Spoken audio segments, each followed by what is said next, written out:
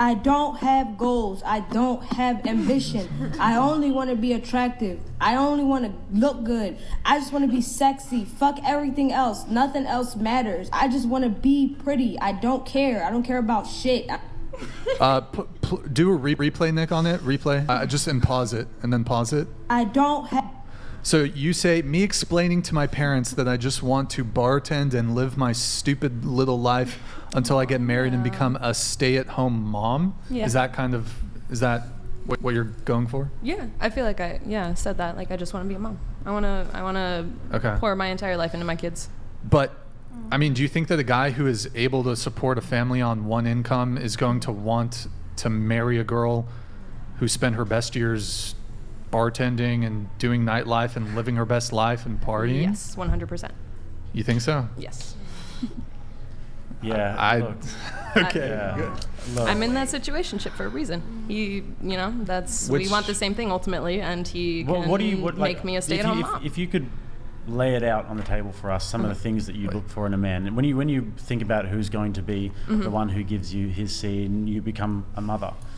Sorry to put it so vulgarly, but like, lay out for me some of the things that that are essential in a man. It is person by person. I don't have a type. I don't have like. Okay, let me do it for you then. Does he have to earn over 60K per year? For me to get what I ultimately want, they would have to be able to provide an entire household worth of income. So you're not going to work? Yeah, cool. So let's say that's probably like 120K. Right. Yeah. Does he have to be in shape? Can he be fat? I could be fluffy. Fluffy, or can he be fat? Like no, not fat. Does he have to? Because you've been rocking with those football players and stuff. The bar's high. Does he have to be in good shape? No, does not have to be in good shape. Okay, cool. Can he be married? Well. No. Previously or currently? I was going to say previously. Currently? Oh, you think there aren't girls out there who are getting looked after? I was just trying to clarify. No, definitely. No, I would not like to be a third. He can't be married? No. Yeah. Okay. What's the age range? What's the maximum and minimum? Oh gosh, minimum, like probably like 27. Maximum for me as a 24-year-old, probably. Oh gosh. Like 35, because I want them to raise the kids with me. I want them, age and has to be kind of close. What, does he have to be tall, over 6 foot? No. No? No. Can he be like 5'5"? I would prefer, in like a reproduction standpoint, I would like him to be tall and handsome and, not necessarily fit. All right, so we want a tall, handsome guy who's under 35 years old. Yeah. And who makes over 150K a year and can support you financially. Yeah. We're looking at a pretty rare specimen here. Yeah, fair enough. And here I am with no successful relationships, as was said. No. I'm not trying to like highlight it to you too much, but it's just that the expectation versus reality. And this is where I think that like a lot of girls don't think about this sort of stuff when you make certain decisions and when you think about what you really want in life. Because if what you really want in life is to be a mother, then. And if that's the expectation you have for a guy, and some of the guys that you've been with being high-level athletes and everything, that sets the bar high for you. Because next time when you're with Kevin from IT and you're thinking about Jamichael from the quarterback, just saying. But that's where sex and partnership is different to me. Because I was having sex with those high-tier people, that are You've just named whatever. What I've just described to you as another high-tier person. Well, okay, but I mean, like the people that you say my partner would compare themselves to. Jamichael, the quarterback. Like that was sex. I would never date the football players that I was sleeping with in college. There's a thing called being alpha widowed. I think it's shout-outs Rollo Tomasi for that one. And what it means is that once a girl has had a certain standard of man, whether it be a sexual partner or a relationship, it's burned into her brain.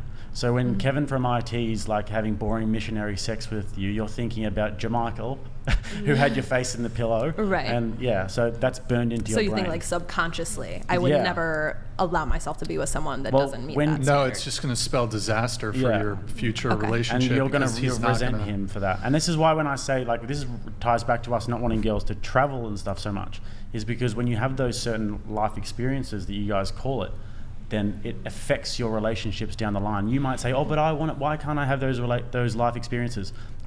there's trade-offs in life that you have to make, and some of those trade-offs is Jermichael, the quarterback. You know, I've definitely. Well, I think it's also like a sense of awareness too, right? I think nowadays people are a little bit more superficial, a little bit less self-aware, and so if we describe that man who makes 6 figures and is 6 foot tall and all of that, you have to be a partner that person wants, right? And if you lack the self-awareness to realize like what are you bringing to the table that's going to attract and keep that partner, that's where I think a lot of people will kind of shoot themselves in the foot, so to speak, dating wise, because they don't recognize what the opposite sex really wants or values. Yeah.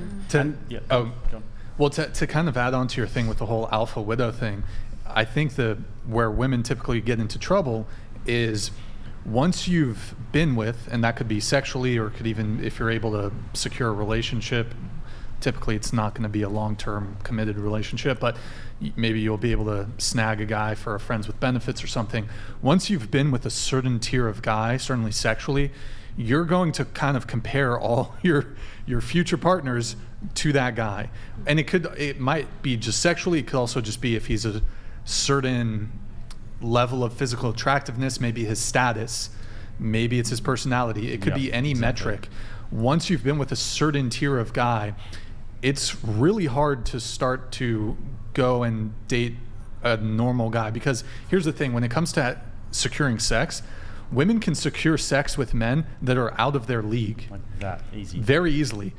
And that's where women will get in trouble, because you will think, though, if I'm able to sleep with this man, that's the kind of guy that I deserve for a relationship. But men will sleep with women that they have absolutely zero intention of ever being in a relationship with. So women will hook up with like really hot dudes thinking that's who I deserve for a relationship. You'll never get commitment from that tier of guy. You're going to start looking at the guys who are actually on your level, who are your looks equivalents, socioeconomic equivalents, etc. You will start viewing them as settling or even below you. You're not going to be satisfied in the relationship. You're going to be resentful.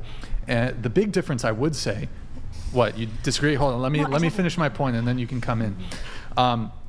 So typically, I think for a girl to sleep with a guy, he typically has to at least be physically attractive enough for her to be in a relationship with him.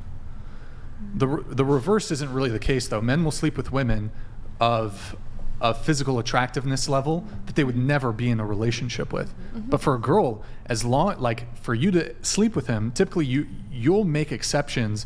For example, let's say you don't do one-night stands. You might do a one-night stand with a guy who's really, really fucking attractive. Whereas men will do the reverse. We'll have a one-night stand with a girl who's 2, 3. that's much less. So it's kind of this reversal.